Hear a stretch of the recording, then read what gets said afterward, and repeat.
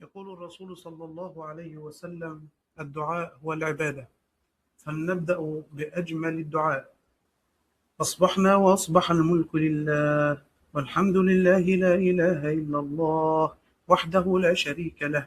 اللهم إنا نسألك في هذا الصباح أن تفتح لنا أبواب رحمتك، وتغلق عنا أبواب نقمتك، وترزقنا من حيث لا نحتسب.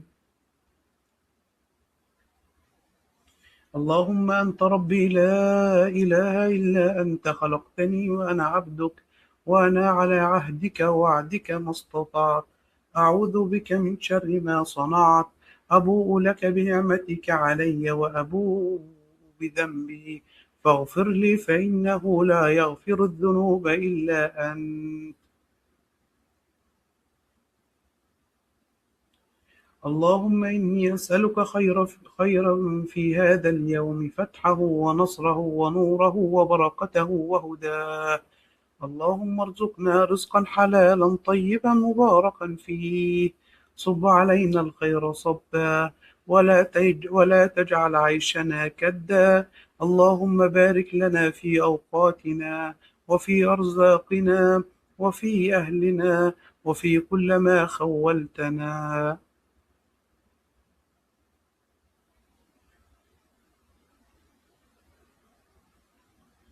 بسم الله الذي لا يضر مع اسمه شيء في الأرض ولا في السماء، وهو السميع العليم.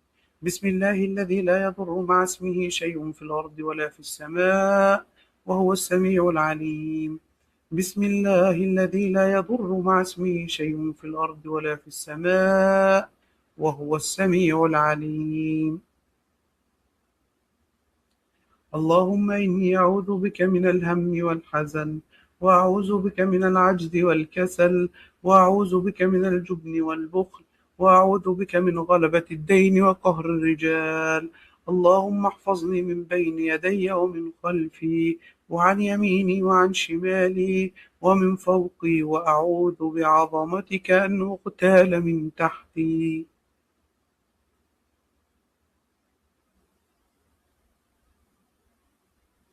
اللهم يا مسهل الشديد، ويا ملين الحديد، ويا منجز الوعيد، ويا من هو كل يوم في أمر جديد، أخرجني من حلق الضيق إلى أوسع الطريق.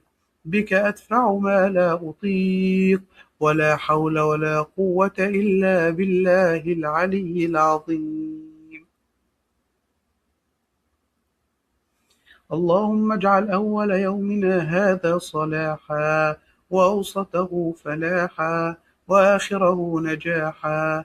اللهم إنا استودعناك أنفسنا وأحلامنا، فبشرنا بما يسرنا، وكف عنا ما يضرنا. وصلى اللهم على نبينا محمد وعلى آله وصحبه وسلم.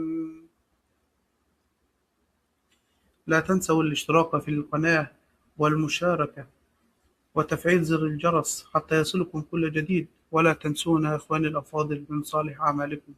والسلام عليكم ورحمة الله وبركاته.